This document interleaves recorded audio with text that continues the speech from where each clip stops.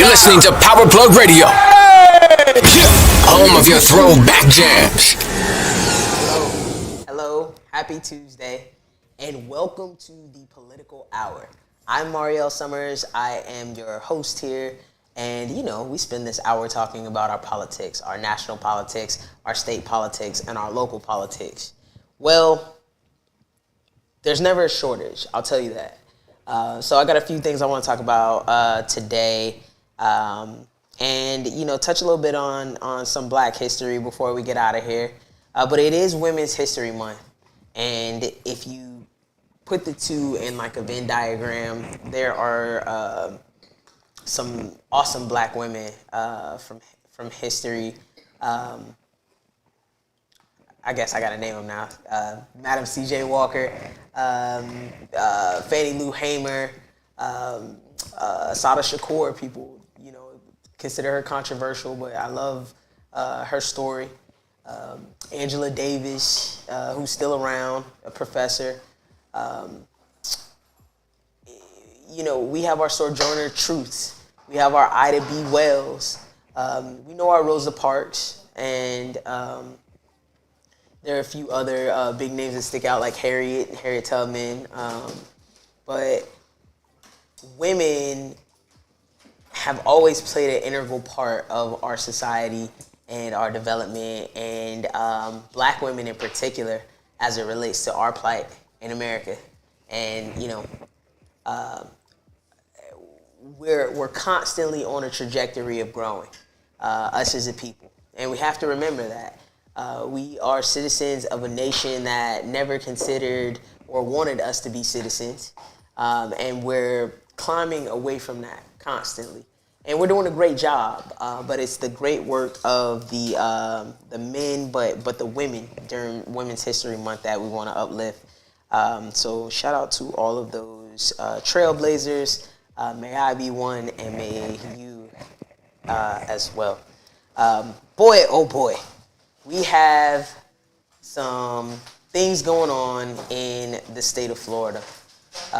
The legislature is wrapping up with session, so be expecting to see a lot of news headlines and press releases about what bills are heading to the governor's desk. I think at this point, they'll go through their third reading. You'll start hearing a lot of impassioned floor statements by some of our representatives. I had the pleasure of working for State Representative Michelle Rayner, and I got to kind of watch her in action, up close and personal, on the floor, challenging some of the bills that we all agree are just kind of an overreach or unnecessary or egregious in nature. And it's something to see. It's something to see politics happen up close and personal. We talked a little bit about it last show, which is, I don't like the fact that a lot of times the Republicans who dominate our state legislature, they have the ability to write these laws, kind of the votes to pass them, and they don't ever have to explain to the public or debate on the floor. They never have to stand up and quite defend some of these bad laws because they don't have to. So, that's a battle, that we're constantly fighting here in the state of Florida. But it's a reality. It's a reality. We have a real spicy governor. I keep trying to think of like the adjective that kind of best fits our governor, and I think spicy is just one I've been able to accept because, boy, doesn't he just try and do his best Trump impersonation?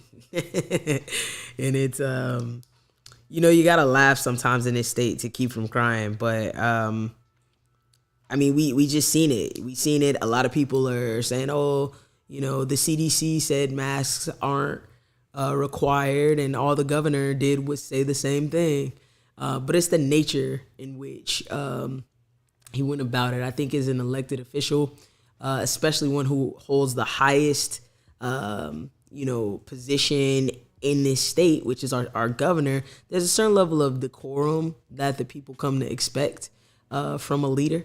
And to berate students for wearing masks is not when you expect to see your leader come out of a personality bag. Like where's the shaking hands and kissing babies guy that's gonna be a neutral leader? But if masks can make the man who's over my state react like this to my young adults here, boy, we got some attitude to kind of deal with.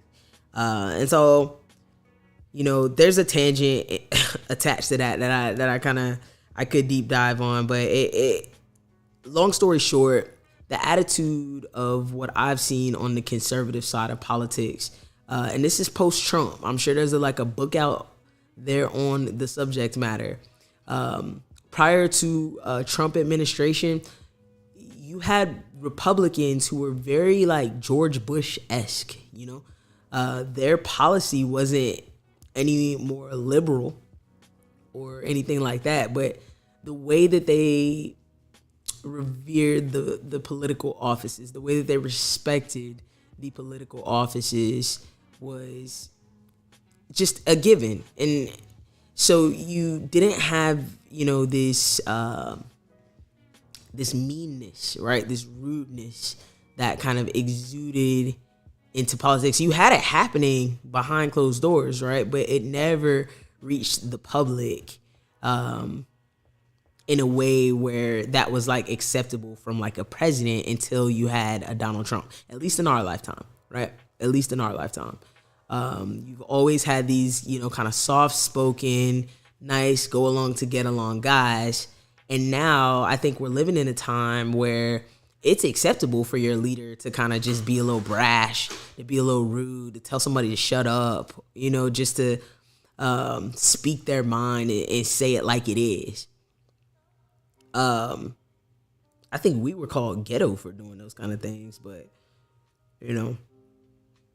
I just see it happening more and more in the conservative party, and it's something that I think you should pay attention to. How are these folks, treating all Americans? Is it with respect? I'm not so sure that it is. What else? As it relates to, maybe you've heard about the "Don't Say Gay" bill. That was another point of contention I paid attention to this week in the state.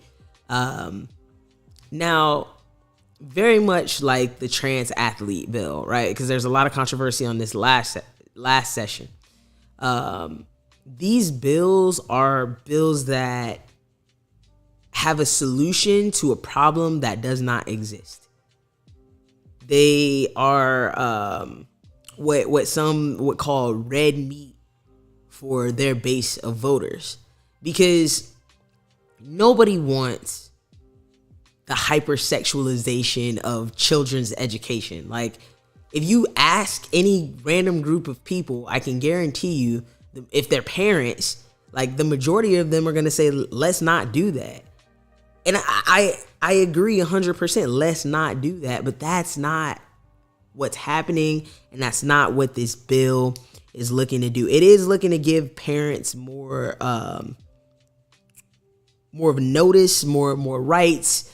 But what the bill, I think, overlooks is oftentimes public educators are handed more roles than they signed up for. Maybe there's a student who doesn't feel comfortable talking to their parent.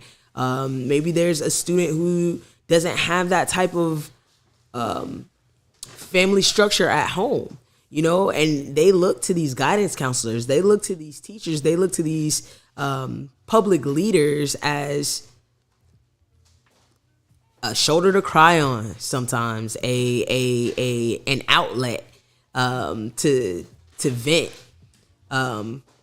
Now these things are completely being intersected, and all that is kind of being diverted back to the parents. I think it has good intentions, but again, I think there's not a problem here in our public schools that exist to the degree that we have to start to implement this type of law and legislate. Now, by law, if somebody is being abused in their home, the teacher's got to tread carefully with how they receive the information. If they don't get it all at once, if they don't know the magnitude of it all at once, now they kind of got to disclose these things.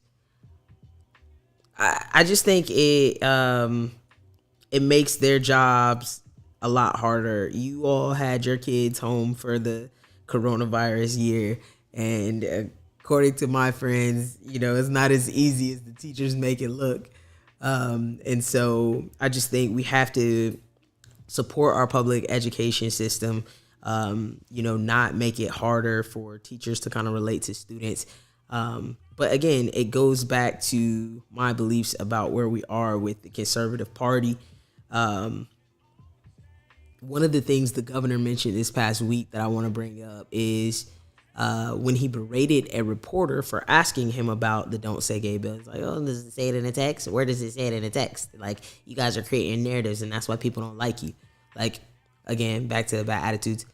But it's also just a stark contradiction, because from what I can observe, the Republicans in this state, the Republicans all across the South, and even those in Congress and Washington do an amazing job of sculpting their narrative. And I talked about it on our show before, right? They use these trigger points, this faith, family, flag, and all of their legislation, despite the impacts that it's going to have on the greater American people.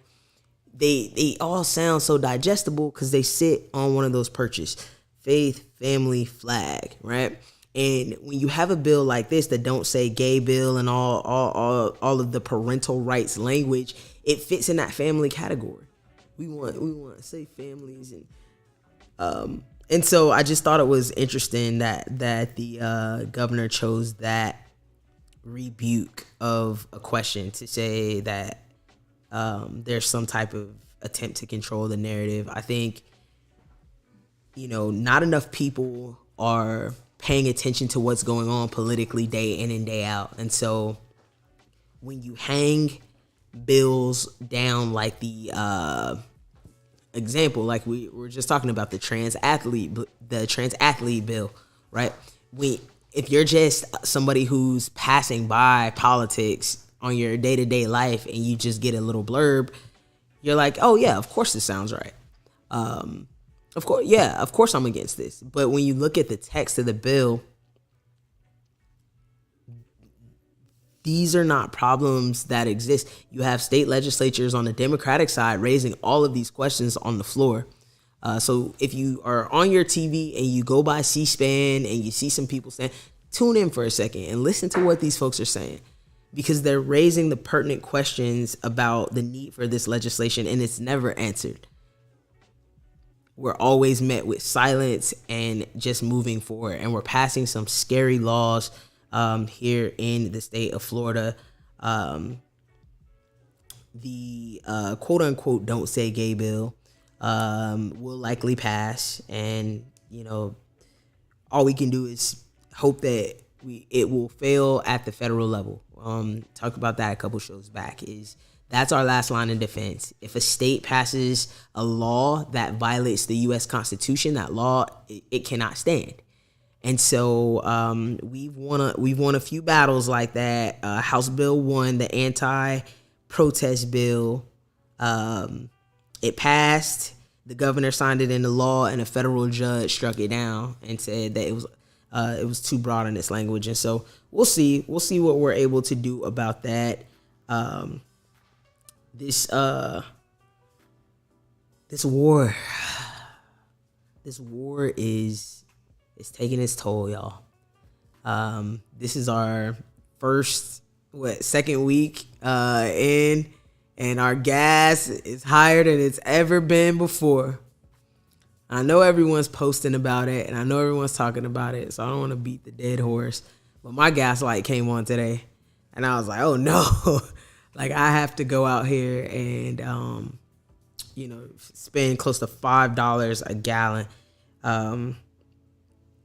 The president announced today officially that we are going to hit Russia where it hurts most in their economy, and that is on their oil and gas production. We are going to put sanctions on it. Other major U.S. corporations have decided, like Netflix is no longer streaming in Russia. Visa, MasterCard are no longer working. And so just think about that. Something like that happening in America would cripple our economy. It would take us back 70 years overnight. We're self-sustaining, and we're one of the kind of wealthier, most powerful nations on earth. So don't worry. I think America would be able to kind of hopefully handle our business quickly to not disrupt the lives of our citizens. But it's the very real reality for those people who are living in Russia, who are not against. We've seen plenty of people marching through Moscow and St. Petersburg, Russia. Like, their citizens are not all for this, but they're the ones who have to endure all of these hits to the economy. And so the goal is to put enough pressure on the regime in power from the people, not from the outside forces. Because if you only are putting pressure on, you're only going to strengthen the resolve of a nation whose people are supporting whatever is trying to do in terms of conquest, right? So take North Korea, for instance. They have their people so removed from accessing free information, world news and understand. Their people are very limited in their understanding of the outside world. And so they go 10 toes down for their leader, for the Kim Jong-un. They're like, he is our the leader that we look to lead us, and we're going to support him. If he says that these people are all bad and everybody else in the world is bad, we're going to get on that train. Well, when you live in a nation like Russia, that's bigger, that's more internationally intertwined with the global economy, and a little closer to the side of democracy, where they have a somewhat kind of free but monitored press, and the people have access to the internet, social media, and so forth.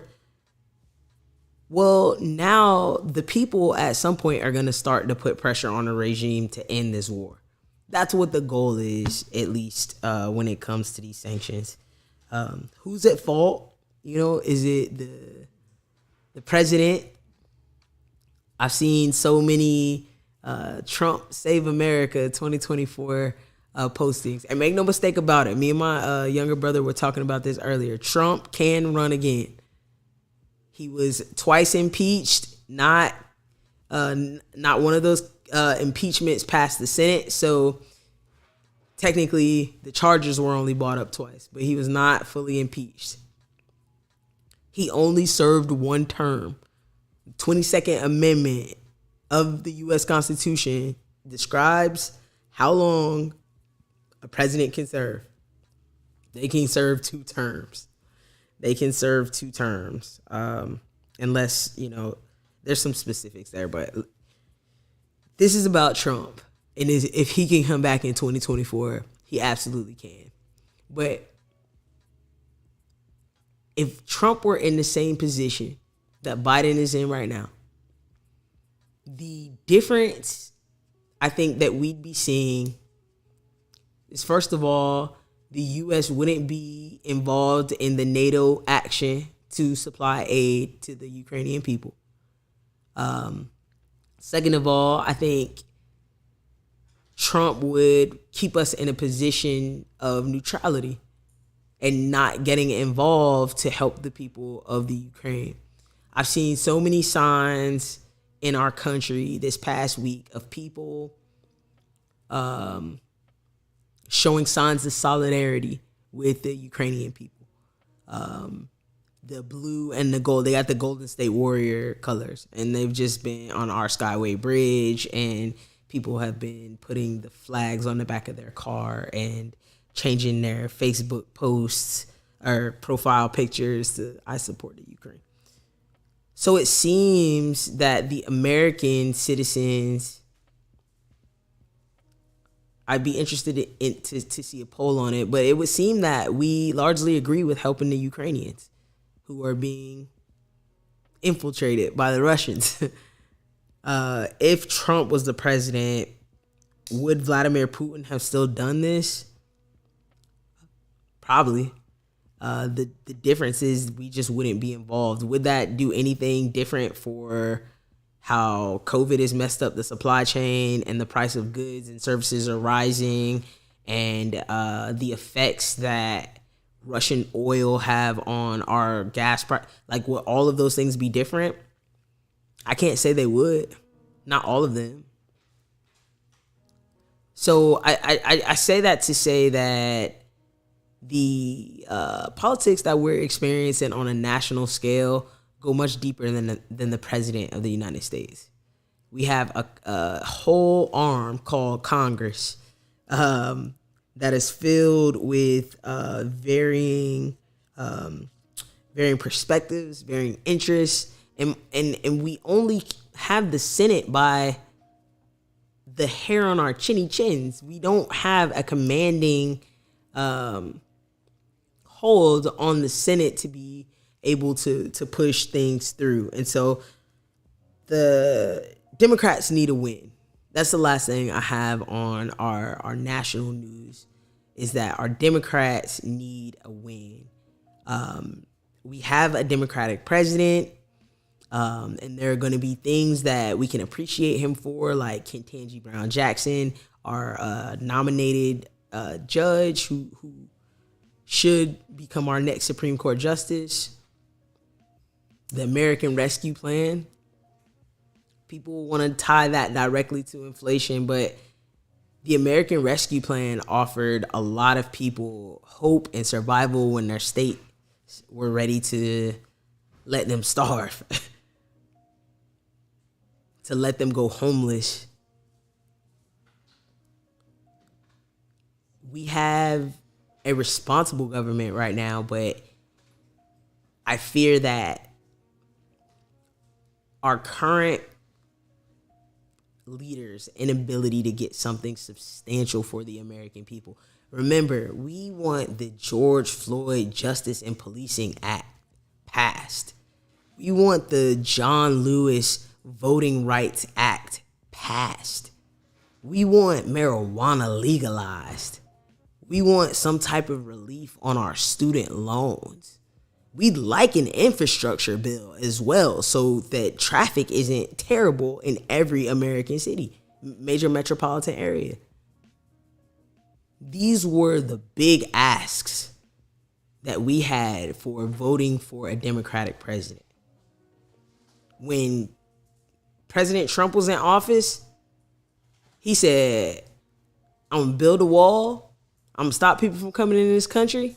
I'm going to lower taxes. And guess what he did? He built that wall. He put up that travel ban. And he changed that tax code. And he didn't wait around for the politics to align for him to get his agenda accomplished. That's not me praising President Trump. That is what happened, folks. And that's what the American people see. So we as Democrats, and I make no apology for being a Democrat. Let me shamelessly plug, I am the president of the Pinellas County Stonewall Democrats. And so I am going to speak from that perspective and try and speak truth to power from that perspective. If we don't want to lose locally, statewide, nationally, we need to start bringing in some W's for the American working class people. We have to.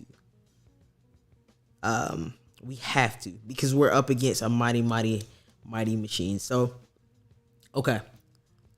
I think I've been going for a minute. I think it's about time for a break. So I'm going to take a quick little break here. Y'all vibe out to the music. You are listening to the Political Hour on Power Plug Radio. Make sure you subscribe and check out all of the programming on Power Plug. But I'm Mhariel Summers, and I will be back shortly. Go, listening to Power Plug Radio, home of your throwback jams.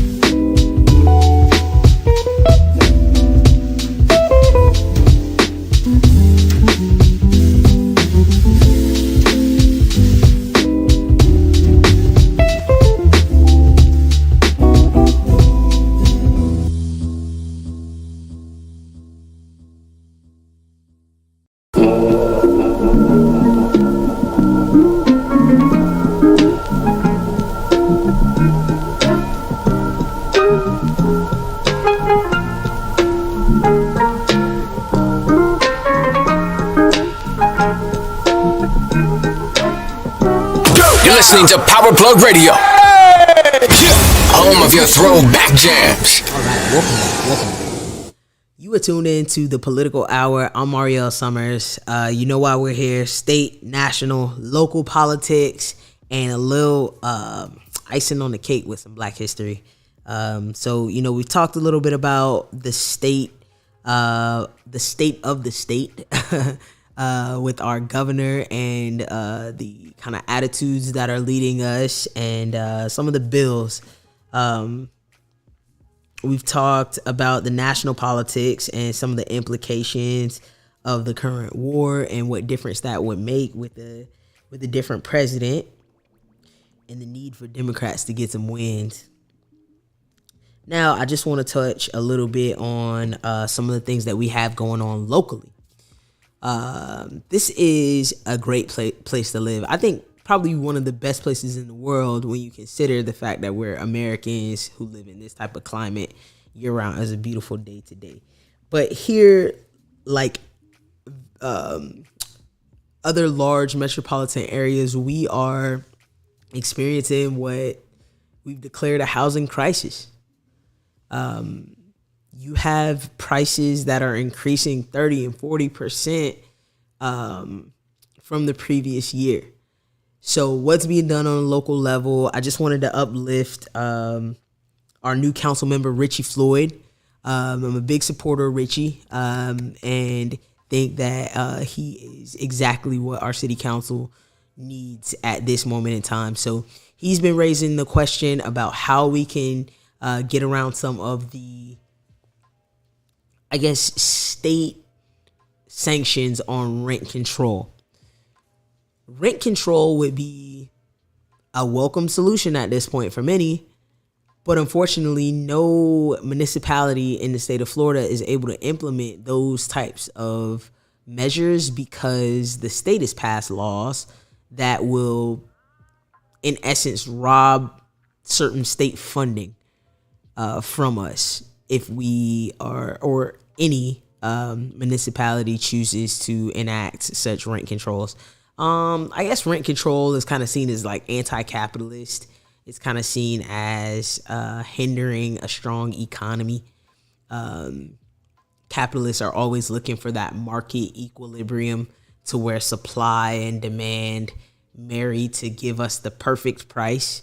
The problem is the powers that kind of will supply and demand always gouge. They always gouge. They get the most that they can from the product or service it is that they're selling, and such as capitalism, right? If you sold something, if you were invested in real estate, you'd want to make as much money as you could back. So that's the conundrum that we find ourselves in here as a city. Yet Councilman Floyd has been trying to find ways to support those people who are in those tough situations. There was a new measure this week that was raised by Councilman Floyd to say, well, what options does the city have to help facilitate legal support for those who are facing evictions, for those tenants who are going through these problems with their landlord? If we can't control how much these folks have to pay for rent, well, what in fact can we do? And when it comes to supporting, or when it comes to Democrats getting things done, that's what we kind of talked about in the first part of the show. We have to be able to know that these things are happening at a local level and be able to support Councilman Richie Floyd, support Councilmember Deb Fix Sanders, support the democratic efforts that are being made to preserve our community, to include our community, and to move our community forward. They're putting their best foot forward, but they need us to be aware that these things are happening and to give us or to give them our support. So the rent is another issue. $15 an hour is now been applied for all city workers, even part-time. And I think they retroactively are applying this new ordinance at it. So the way to go, city, for paying affordable wages that was also worth mentioning. Something I just want to talk about real quick before we segue into wrapping this up with some Black History talk. I went to an event this past weekend, and I want to talk to y'all folks about this group out there called Blexit. There's a group out there called Blexit. You might have heard of the term Brexit, and it is when the British people were trying to leave the European Union. The people of Britain wanted out of the EU, and we won't get into European history right now, but the fact of the matter is they wanted out of the European Union, and they called it Brexit. Britain's exiting Brexit. Well, here in America, you have this group that used to be French, that's no longer a French group. You have this group attempting to do Blexit, and their goal is to have Black people exit the Democratic Party. Blexit. They're popping up in our community more and more, and they're doing it very tactfully. So I went to this event this past Saturday called a St. Petersburg Community Festival. And it was very vague in the language and the descriptions and so forth. But when I got there, what it was an event tailored to school choice. Now, remember what we said early on about Republicans and their narratives, their ability to put their political interests behind faith, family, or flag, right? So the whole idea of school choice, it gets conflated. But they market it to us as, look, you need to decide what's best for your child's education, which you do. And you should do this by, putting your child in a charter school or a private school. But if you listen to their rhetoric a little longer, and this is what would trouble me at this event that I was at this past Saturday, is they'll say things like, we'll make sure that we're not forcing things like critical race theory on your child. And I'm like, hold up, wait a minute.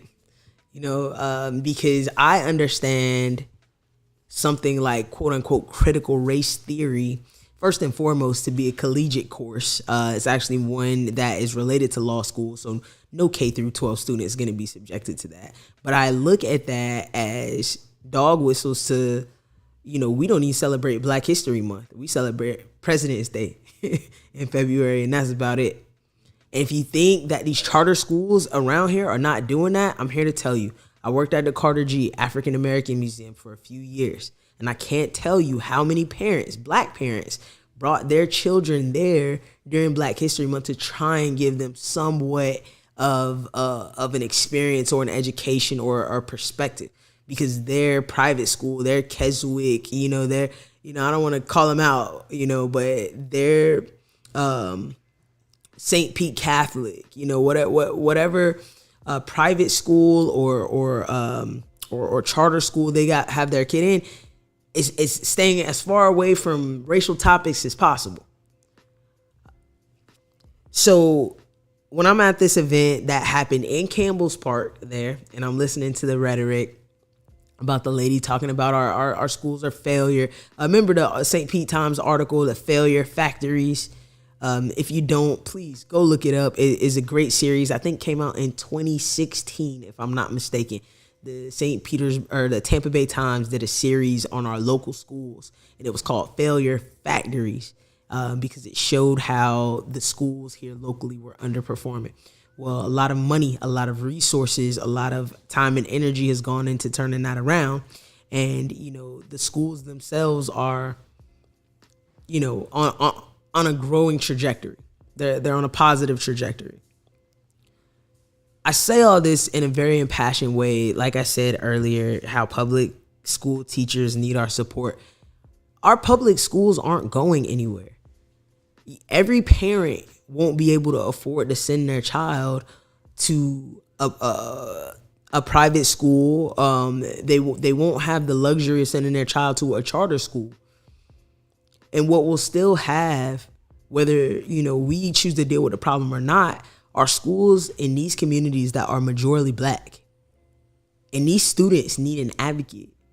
These students need resources. These students need somebody paying attention to their schools, not trashing these schools and telling parents that they're not worth the time. I'm a product of Pinellas County Schools, public school, and so are my brothers. And we're doing, I guess how we're doing is relative to the individual, but I think we're doing great. And I know other people who I share the same kind of respect for, folks who are pharmacists out there in the world, for folks who are doctors out there, lawyers out there in the world, comedians, athletes out there in the world. St. Pete, South St. Pete produces amazing talent, and a lot of it products of public schools. So when you have these types of events that are happening right in our backyard, and the reason I segued with Blexit is they had a table kind of next to the table I had, right? So I'm like listening to this rhetoric all day. There's a real attempt to come in our communities to try and trick us out of our own good interests. And I will keep talking about that because it's too important. Blexit, y'all pay attention to it. School choice, make the right choice for your kid, but don't be fooled by the dog whistles and the rhetoric, because that's what we're up against. Historically, that's a good segue into some last minute Black history talk here.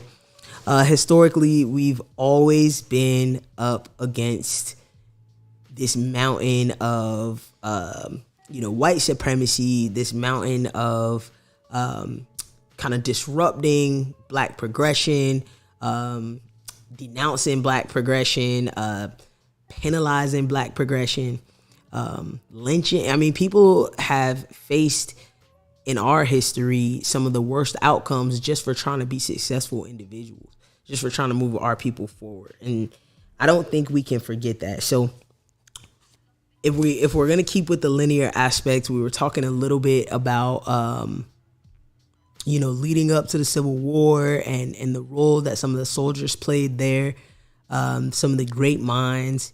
And time is it? We're running short on time, but what I really want to do is kind of dive into some of the Freedmen's Bureau, some of what because I think that is a real golden age for Black people that a lot of us really, were never given that information in school. But this period that I'm talking about is like late 1860s to the late 1800s. And it sounds like it was a long time ago, but it really was not. Like a lot of our great grandparents were alive during this time, like our grandparents. So we're direct descendants of those folks. We've inherited the history that, puts us on this side of the coin, the rough side of the mountain, as my grandmother would say. But, here we are continuing to climb in 2022. So I'm gonna head out for the week. But please make sure you're tuning in to Power Plug Radio. Make sure you subscribe to the channel, and catch me back here next Tuesday, 7 to 8 o'clock on the Political Hour. I'm Mhariel Summers, and thank you for tuning in. You're listening to Power Plug Radio, home of your throwback jams.